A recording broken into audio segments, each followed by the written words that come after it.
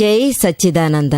మీ అందరిలోనూ కొలువై ఉన్న పరమాత్మకు నా భక్తిపూర్వక నమస్సుమాంజలి నమస్సుమాంజలి నమస్సుమాంజలి. మరణానికి సంబంధించిన కొన్ని విషయాలు నేను మీతో మాట్లాడబోతున్నాను. నా దగ్గర చాలామంది ఒక ప్రశ్న అడుగుతూ ఉంటారు, అబార్షన్ అనే మ్యాటర్ గురించి. ఈ రోజుల్లో అబార్షన్ అనేది చాలా మామూలు విషయం అయిపోయింది. అంటే గర్భంలో ఏ శిశువు అయినా, మగైనా ఆడైనా దాన్ని మనం వెంటనే తీయించేస్తున్నాం. మన భారతదేశంలో ఎన్నో సంవత్సరాలుగా ఈ అబార్షన్ అనేది చేస్తూనే ఉన్నారు. అక్కడ వెస్టర్న్ వరల్డ్లో ఏమైతే పద్ధతులు ఉన్నాయో అవే మనము పాటిస్తున్నాం. ఇప్పుడు అక్కడ విషయానికి వస్తే క్రిస్టియానిటీలో 2 మతాలు ఉన్నాయి. ఒకటి దీన్ని అంగీకరించేవాళ్ళు, ఇంకొకటి దీన్ని నిరాకరించేవాళ్ళు. దీన్ని అంటే ధర్మంలో భావన అని అందరూ అనుకుంటున్నారు. మనం ఈ ధర్మరీత్యా దాన్ని మొదటి నుంచి పాపమని అంటున్నాం. గర్భంలోనే పాపకృత్యం స్టార్ట్ చేస్తున్నాం. కానీ ఈ మోడర్న్ వరల్డ్లో సిచ్యువేషన్స్ దాదాపు మారుతూ వస్తున్నాయి. కాబట్టి దీన్ని ప్రభుత్వం వాళ్ళే లీగల్గా మార్చేశారు. ఎవరైనా చేయొచ్చు అనే ఒక స్థాయికి చేరుకుంది. ఈ విషయం చాలా దుర్మార్గకరమైంది. తప్పుగా ప్రవర్తిస్తున్నారు. గవర్నమెంట్ ఏమన్నా చెప్పుకొని, ఈ సమాజం ఏమైనా చెప్పుకొని దాని గురించి మనం లెక్క చేయాల్సిన అవసరం లేదు. మనం తెలుసుకోవాల్సిందంతా ఈ ఆధ్యాత్మిక లైన్ మాత్రమే. దీని రిజల్ట్ ఏ రకంగా ఉంటుంది, కర్మఫలాల ఫలితం ఏ రకంగా ఉంటుంది. ఇది ఒక భయంకరమైన పాపకర్మ కృత్యమే. ఒకరిని చంపడానికి తగ్గట్టు కర్మఫలం ఏర్పడిపోతుందిగా. మీరు ఉన్న ఒక్క ప్రాణం కోసం చంపాలని ప్రయత్నిస్తే దానికి సంపూర్ణంగా బతకడానికి అన్ని హక్కులు ఉన్నాయి.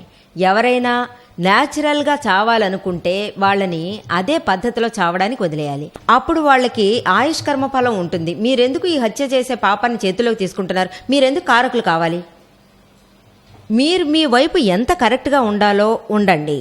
ఈ పాపం చేయాల్సిన అవసరమే లేదుగా.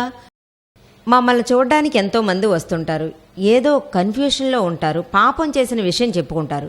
ఈ రకంగా పాపం అనేది దాదాపు తగ్గిపోతుంది. స్పెషల్గా స్త్రీలు వస్తుంటారు.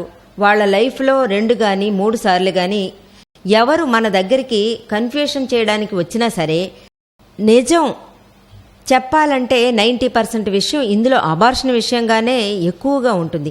ఈ విషయం గురించి మేము వాళ్లకు చాలా వరకు విషయాలు అర్థమయ్యేలా వివరిస్తాం. పాపకృత్యాలు లేదంటే కన్ఫ్యూషన్ చేయడానికి వచ్చే వాళ్ళకి ఏమనిపిస్తుందంటే, మేము సత్సంగంలో దీన్నే చెప్తూ ఉంటాం, టీవీలోనూ దీన్నే చెప్తుంటాం, దీనివల్ల అవతల వాళ్ళకి జాలి కలుగుతుందని అనుకుంటారు. మేము వాళ్ళకి ప్రాయశ్చిత్తం కలిగించే దారుల గురించే చెప్తుంటాం. దాంతో చాలా ఎక్కువ ప్రాయశ్చిత్తం కలిగించాల్సి వస్తుంది. ఇందులో ఎవరి ప్రాణం తీయాలనుకుంటాం? ఇప్పుడు ఎవరినైనా హత్య చేసిన తర్వాత బాధపడి జాలి పడాల్సి వస్తుంది. ఖచ్చితంగా మనం దీన్ని చేయాల్సి ఉంటుంది.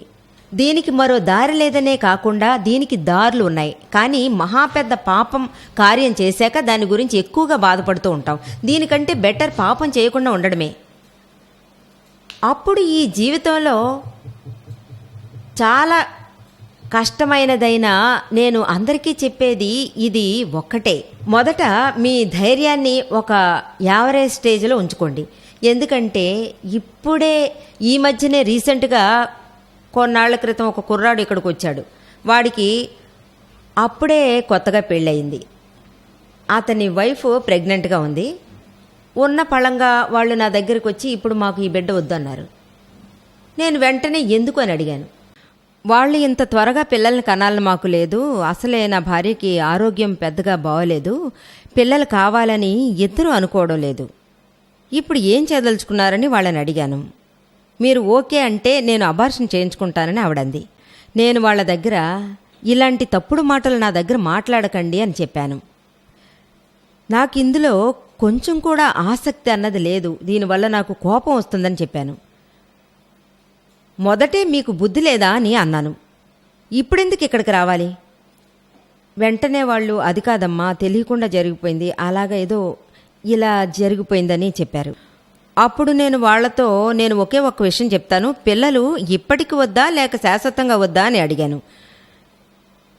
వెంటనే వాళ్ళు ఇప్పటికేనమ్మా వద్దు, ఆ తర్వాత అయితే ఏం పర్వాలేదన్నారు. మరి ఎందుకని ఇప్పుడే సమస్య సృష్టిస్తున్నారని వాళ్ళని అడిగాను. ఇది మహా పాపకార్యం తెలుసా, మీకు ఎలాగైనా పిల్లలు కావాలి కదా, అలాంటప్పుడు ఎందుకిలా చేస్తున్నారని అడిగాను. వాళ్ళు ఎంతగానో ఫీల్ అయ్యారు. చాలా పాపమని చెప్పాను. ఈ కార్యం మాత్రం మీరు అసలు చేయకూడదని చెప్పాను. అది మాత్రమే కాదు, మీరు ఏం చెప్పినా సరే ముందు ఈ మ్యాటర్ మీ మైండ్లోంచి తీసి పారేయండి అని చెప్పాను. నేను చెప్పేది వినండి. మీరు మీ భార్యకి ఒంట్లో బాగోలేదని చెప్పారు కదా, దాన్ని చూసుకోవడం మీ పని కాదు, డాక్టర్ పని అని చెప్పాను. వాళ్ళు ఒప్పుకున్నారు. వాళ్ళు మొదటే నిర్మాజీ చెప్పినట్టు వినాలనే నిర్ణయానికి వచ్చారు. వాళ్ళు అర్థం చేసుకున్నాక సరే అన్నారు. నా దగ్గరికి చాలామంది వస్తారు, అందరిలోనూ ఇదే ప్రాబ్లం. ఒక కపుల్ వచ్చారు, వయసు అయిన వాళ్ళలా ఉన్నారు.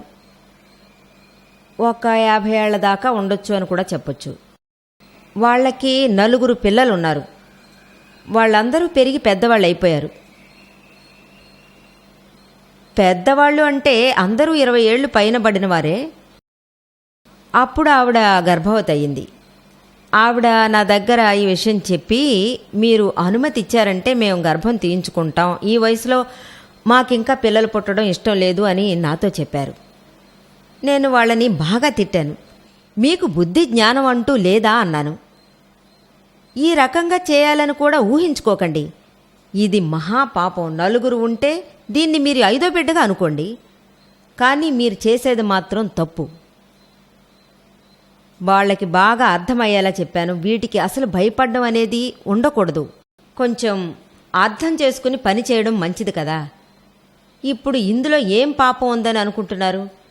చాలామంది ఇలా తప్పుడు ఆలోచనలతో ఉన్నారు. అక్కడితో 5వ నెలనే గర్భంలో ప్రాణం ఏర్పడుతుంది అనుకుంటారు. అంతకుముందు కడుపు తీయించడం తప్పు కాదని వాళ్ళ ఉద్దేశం. ఇది తప్పుడు ఆలోచనే.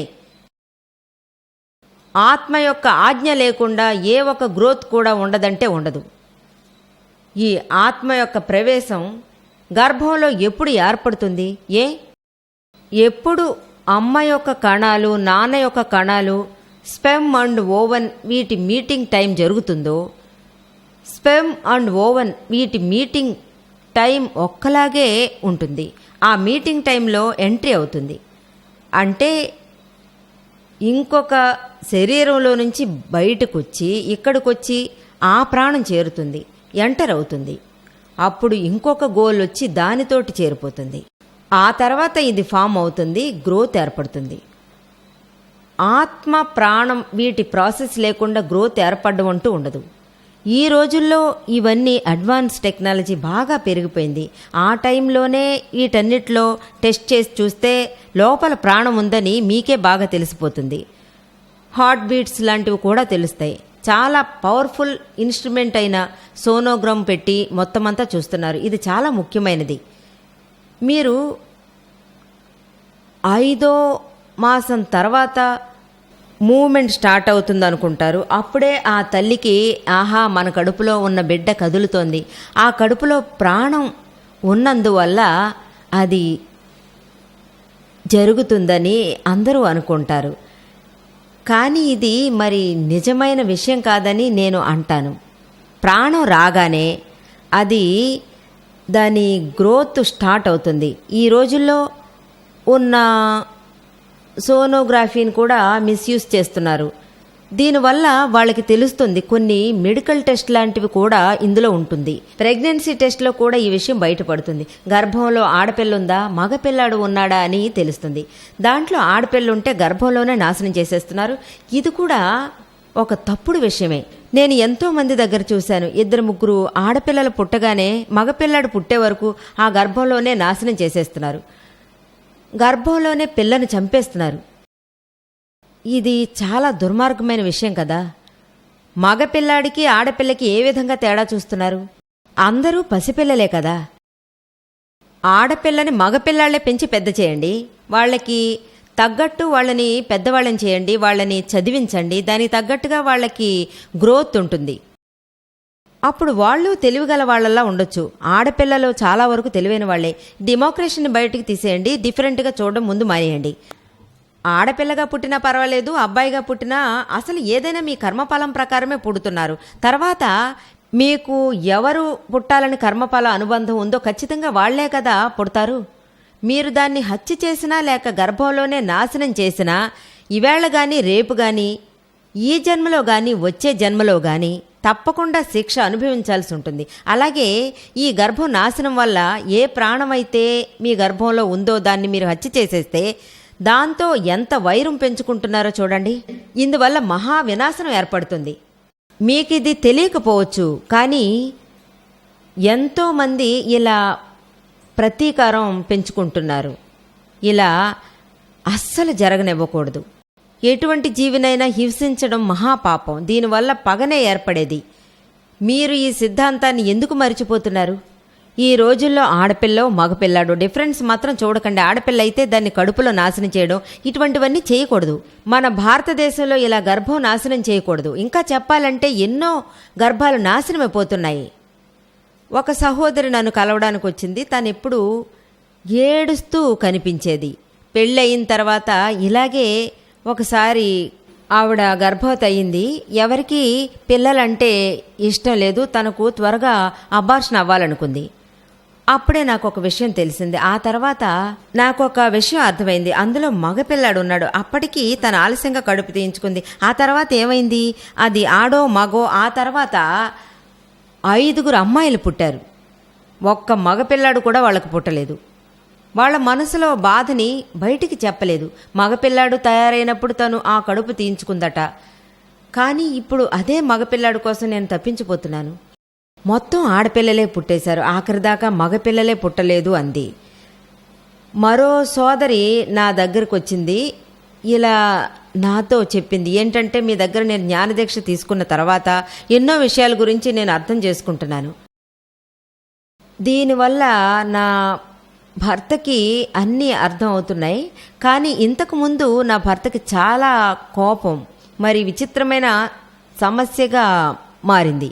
మా ఇంట్లో ఉన్న ఆడపిల్లల వల్ల నాకు చాలా ఇబ్బందిగా ఉండేది.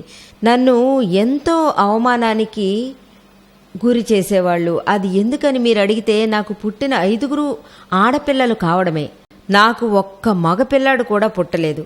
ఎప్పుడు డెలివరీ టైం వచ్చినా సరే నా భర్త వెంటనే నా దగ్గర అంటే నన్ను ఆయన బెదిరించేవారు. చూడు, ఈసారి నీకు మగపిల్లాడు పుట్టాల్సిందే. ఆడపిల్ల పుట్టిందంటే ఆ పిల్ల నెత్తిన కొబ్బరికాయ కొట్టి నేనే దాన్ని చంపేస్తానని నాతో చెప్పి నన్ను అస్తమాను బెదిరించేవారు. ఆ తల 2 ముక్కలు చేసేదాకా నిద్రపోను అనేవారు. ఆడపిల్ల పుడితే ఇలా చెప్పేవారు. ఇందులో ఎవరైనా చనిపోతే పిల్లాడు పుట్టడం కంటే ఇది సంతోషకరం అనేవారు. ఈ రకంగానే ఆయన మాట్లాడతారు. బాగా చదువుకున్న మనిషి అయినా కూడా ఇలాగే మాట్లాడేవారు. తను చెప్పేది, తనెప్పుడు బాధల్లో ఉండేదాన్నని ఎప్పుడు ఇదే కోరుకుంటూ, ఈసారి పాప పుట్టి చనిపోయినా కూడా చాలా మంచిది అనుకుంటాను. పాపం కదా ఆ పాప, ఎంతగా బాధపడుతుంది.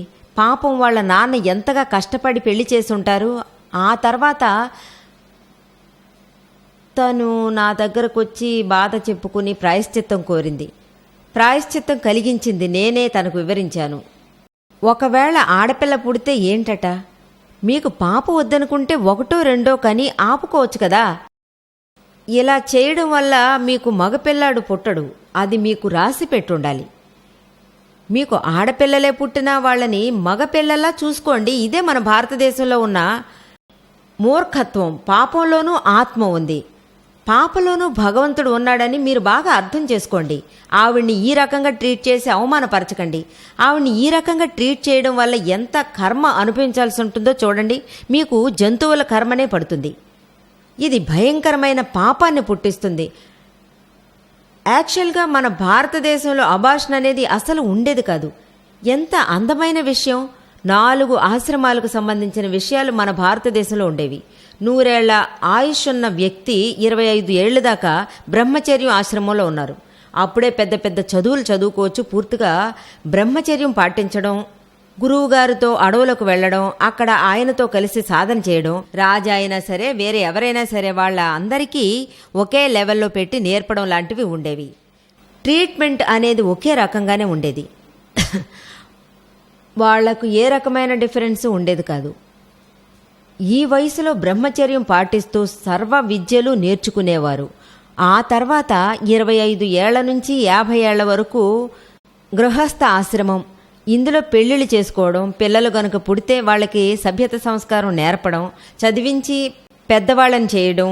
అప్పటి వరకు ఎన్ని విద్యలు నేర్చుకోగలరో అవన్నీ వాళ్ళు నేర్చుకోవచ్చు. 50 ఏళ్ల నుంచి 75 ఏళ్ల వరకు వానప్రస్థాశ్రమం అంటే రిటైర్మెంట్ అయిపోవడం.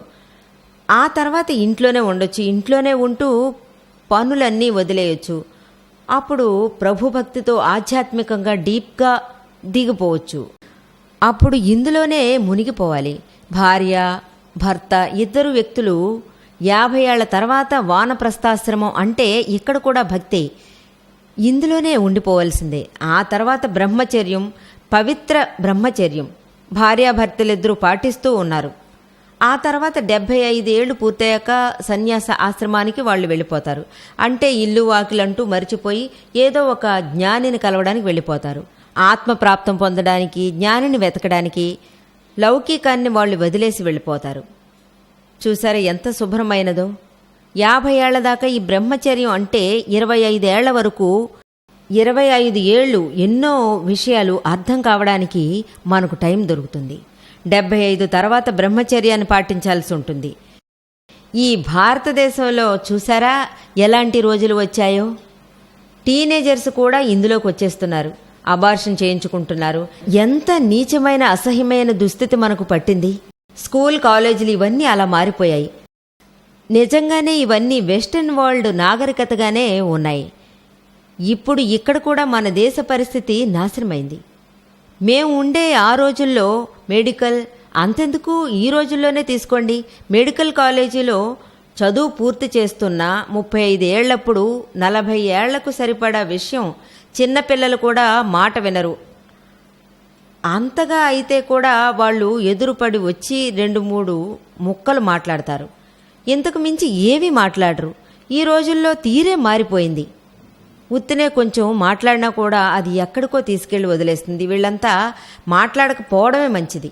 దీని పర్యవసానం ఎలా ఉంటుందంటే ఇది అబార్షన్ దాకా తీసుకెళ్లి వాళ్ళని వదిలేస్తుంది. ఈ పాపాల సుడిగుండంలోకి దిగకండి పిల్లల్లారా. మీరు పవిత్రంగా ఉండడం నేర్చుకోండి. బ్రహ్మచర్యానికి మీరు ముందుకు రండి. మీ పెళ్ళి వయసు 25 ఏళ్ల వరకు మీరు ఓపికగా ఉండండి.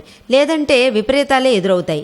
అబార్షన్ చేసుకునే వాళ్ళకి, చేసేవాళ్ళకి అసలు ఇద్దరికీ జంతువుల దుస్థితే ఏర్పడుతుంది. దీనికి మీరే బాధ్యత వహించాలి. దీనికి కారణమైనందుకు మగపిల్లాడు ఖచ్చితంగా జంతువుగానే పుడతాడు. ఎందుకంటే ఇలాంటి చేష్టలన్నిటికీ కర్మఫలం తప్పకుండా ఏర్పడుతుంది. మరణించేటప్పుడు వాళ్ళ ఆయుష్ మధ్యలోనే అది తెంచుకుని పోతుంది. అప్పుడు వాళ్ళు మాట్లాడను లేరు, అర్థం చేసుకోను లేరు. కర్మ అనేది గర్భంలోనే మొదలవుతుంది, నిద్రలో కూడా మొదలవుతుంది. కర్మ అనేది వదిలిపెట్టదు. అందుకే ఇటువంటి తప్పుడు విషయాల నుంచి బయటికి రావడానికి ఈ సాత్వికం అనేది అత్యవసరం అవుతుంది. ఎందుకంటే ఇది మనం బాగా అర్థం చేసుకోవాల్సిన ఒక విషయం. ఈ అబార్షన్ చేయించుకోవడానికి నా దగ్గరికి ఒక సహోదరి వచ్చింది. తను ఏం చెప్పిందంటే తనకు మొదట్లోనే ఒక 2 అమ్మాయిలు పుట్టేశారట. ఆ తర్వాత మధ్యలో 15-20 సంవత్సరాలు గ్యాప్ వాళ్ళ మధ్య ఏర్పడింది. ఆ తర్వాత ఇన్నేళ్ల గ్యాప్ అనంతరం తనకు మొట్టమొదటి గర్భం వచ్చింది. మొదట ఆ దంపతులిద్దరూ ఆలోచించారు, ఈ గర్భాన్ని తీయించేద్దాం అనుకున్నారు. ఎందుకంటే ఈ వయసులో 3వ సంతానం పుడితే ఏం చేయాలి? కాబట్టి ఇద్దరూ నిర్ణయించుకున్నారు. ఫారిన్లో ఉండేవాళ్ళు. అందుచేత మెడికల్ షాపుకి వెళ్ళి మందులు తీసుకుని ప్రైవేట్ సెంటర్లో ఏమీ చేయించుకోలేరు. ఆ స్థలాలు ఇలాగ అసలు ఉండవు. అక్కడ ఎక్కువ ఫార్మాలిటీస్ ఉంటాయి. మీకు చేయాలంటేనే వాళ్ళు చేయించుకోవడానికి పిలుస్తారు. వాళ్ళు చేయించుకోవడానికి హాస్పిటల్కి వెళ్ళారు. అప్పుడే నేను యాదృచ్ఛికంగా వాళ్ళని చూశాను. ఏమైంది, సరైన బదులు రాలేదు. అందువల్ల ఏం చేయాలో తెలియకుండా తికమక పడుతూ ఉన్నారు. ఈ టైంలోనే వాళ్ళిద్దరూ ఆలోచిస్తూ ఉండిపోయారు. ఇది కరెక్ట్ కాదు, పాపమని వాళ్ళు అనుకున్నారు. ఆధ్యాత్మిక దృష్టిలో ఇది తప్పుడు కార్యం, ఇలా చేయడం తప్పు. ఈ సమయంలోనే వాళ్ళకి దాదాజీ గారి జ్ఞానదీక్ష గురించి జ్ఞాపకం వచ్చింది. జ్ఞాపకం రాగానే ఇలా అంతా చేయకూడదని వాళ్ళు ఆలోచించారు. ఏదేమైనా దాన్ని మేము స్వీకరిస్తాం, మన కర్మను పూర్తి చేసుకుందాం అన్నారు. ఆ తర్వాత దీని గురించి పూర్తిగా మర్చిపోయారు. నాతో ఏమీ చెప్పలేదు. ఇందులో అసలు విషయం ఏంటంటే, వాళ్ళకి బిడ్డ పుట్టి ఆ బిడ్డ మేధావిగా మేము ఎంతో పెట్టు పుట్టాం అన్నారు. మేము గర్భం కరిగించుకుంటే ఎంత పాపానికి ఒడుగట్టుండేవాళ్ళం. ఇలాగే జరుగుంటుంది, జరుగుతూనే ఉంది. నన్ను కలవడానికి ఇంకో సహోదరు వచ్చింది. నేను ఎక్కువగా ట్రై చేశాను, గర్భాన్ని చంపుకోవాలనుకున్నాను, కానీ అలాగేమీ జరగలేదు. ఇప్పుడు నేనేం చేయాలి అని అడిగింది. ఒక కూతురుంది, ఒక కొడుకున్నాడు, ఇద్దరూ పెద్దోళ్ళు అయిపోయారు. ఇంతకు మించి పాపం చేయాలా అనుకున్నాను. నేను కడుపు తీయించుకోవడం మహా పాపకృత్యం, అలా అసలు చేయకూడదు అనుకున్నాను. ఈ కాలంలో ఇది లీగలైజ్ కాలేదు కాబట్టి ఎవరికి వాళ్ళు ఏవో కొన్ని మాత్రలు వగైరా వేసుకుని ఏదో చేసుకుంటున్నారు. అందువల్లనే చెప్పాను, ఆయుష్ కర్మఫలం ఉంది, అందుకే ఈ బిడ్డ చావలేదు, బతికింది. ఇదంతా భావన అని నేను అన్నాను. అందుకోసమే దీనికి ఉన్న ప్రాయశ్చిత్తం నువ్వు చేసి తీరాలి. అబార్షన్ అనుకోవడం పాపం, భావన కలగడం కూడా ఒక తప్పు అవుతుంది. ఒక సోదరి నన్ను చూడడానికి వచ్చింది. ఆవిడ ఎప్పుడూ వస్తూ ఉంటుంది. ఆవిడికి చదువు సంధ్యలు లేవు. ఒక చిన్న గ్రామం నుంచి ఆవిడొచ్చింది. ఆవిడికి చదువు అంటేనే తెలియని ఒక విషయంగా ఉంది. ఆవిడ వచ్చింది. ఇదంతా చూసి తను చాలా సంతోషించింది. ఇదంతా విని తను ఇంకా నయ్యం, నేను ఏ పాపం చేయలేదు, గర్భం నాశనం చేసుకోలేదు అంది. నా దగ్గరకు వచ్చి ఆవిడ ఆలోచన అడిగింది, ప్రాయశ్చిత్తము చేసుకుంది. ఒక ఆడపిల్లను నేను హత్య చేశాను అంది. ఒక బిడ్డకి 3 రోజులు పాలు ఇచ్చి పెంచాను. ఆల్రెడీ నాకు 2 కూతుళ్ళు ఉన్నారు. ఇప్పుడు 3వది కూడా ఆడపిల్లే. ఈ ఇంట్లో ఎవరైతే ఉన్నారో అప్పుడప్పుడు ఆ బంధువులందరూ ఉన్నారు కదా, అంటే అమ్మగారి ఇంటి నుంచి అత్తగారి ఇంటి నుంచి ఎవరు వచ్చినా సరే అందరి దగ్గర వచ్చే వాళ్ళందరి దగ్గర వాళ్ళు దీని గురించే చెప్తూ ఉంటారు. ఆడపిల్ల 3వసారి పెళ్ళనా, అప్పుడు నా మనసుకి చాలా ఇబ్బందిగా ఉండేదని చెప్పింది. అందువల్ల నేను పాలు ఇచ్చేశాను. అప్పుడు ముక్కు నోరు మూసి అలాగే చంపేశాను అని చెప్పింది. చెప్పి బాగా ఏడ్చేసింది. ఆవిడికి ఎలా ప్రాయశ్చిత్తం చేయాలని నేను నేర్పించాను. ఆవిడికి పరిహారం చేయమని కూడా చెప్పాను. పరిహారం చేయడం వల్ల ఏ ఒక్క తప్పు చేశావో అది నీకు ముగిసిపోతుంది. మనసారా పరిహారం చేస్తే, ఎన్నిసార్లు మీరు అబార్షన్ చేయించుకున్నారో లేక వేరే ఏదైనా చేయించుకున్నారో దానికోసం మీరు కూర్చుని నెలల తరబడి ఏళ్ల తరబడి పరిహారం చేస్తే, అది మనసారా పరిహారం చేస్తే అప్పుడు ఆత్మకి జరిగింది దానికోసం ప్రార్థనలు చేసుకోండి. నన్ను క్షమించండి, నన్ను క్షమించండి అని ఇకపై జీవితంలో ఎటువంటి తప్పు చేయను. దీనికోసం అందరూ నన్ను వచ్చి కలవండి, నేను మీకోసం ప్రార్థనలు చేస్తాను. ఇందులోంచి బయటికి రావడానికి గల దారి నేను చెప్తాను. అందువల్ల దయచేసి ఇటువంటి విషయాల్లో మీరు ఆలోచించకండి, మంచి విషయాలే ఆలోచించండి అని మీతో చెప్తున్నాను. అందరూ మంచితనంగా ఉండండి, పాపిష్టి పనులు ఎవరూ చేయరాదని నా మనవి. జై సచ్చిదానంద.